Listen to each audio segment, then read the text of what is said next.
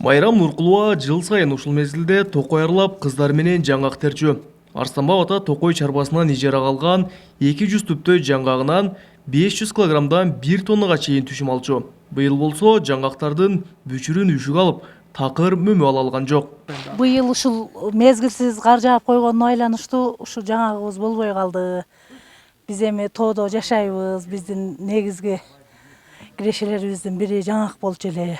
Жаңгагыбыз быйыл болбой калды эми мал да кармайбыз, ооба, балдарыбыз Россияда иштеген балдарыбыз бар.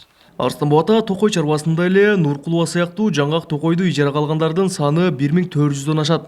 Алар түшүм болсо да, болбосо да келишимге ылайык токойдун ижарасын төлөшү зарыл. Гектарын азыр 192 токтомдун негизинде формула менен чыгарылган бу.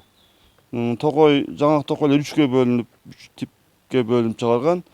Ошо орточосу 1,5 миң тегереги.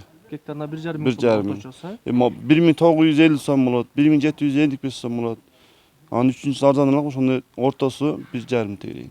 Жаңгактардын түшүм бербей калуусу токойчуларды да бир топ түшүккө салат. Анткени жыл сайын ижарачылардан урук катары сапаттуу жаңгактарды алып, көчөт даярдалат. Быйыл түшүм болбогондуктан урук да жок.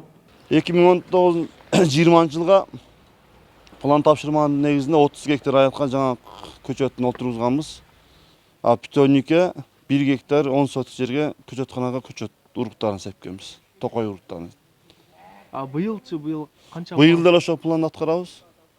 А эми быйыл жаңгагыңыздар жок экен го, кандай кыласыздар? Жаңгак жок, эми аракет кылабыз эгишке. Базардан болсо эми алып эгебиз да. Адистер жазында жааган кардан облус аймагындагы бардык жаңгак токойлору жабыркап түшүм болбой калганын айтууда. Белгилей кетсек, жаңгак токойлордун эң ириси Базаркорон районундагы Арстанбап ата токой чарбасы. Аталган токой чарбада 3200 гектар жаңгак бар. Кабылбек Көчкөнбай уулу, Тынчбек Доолдаев, Жалал Абад облусу.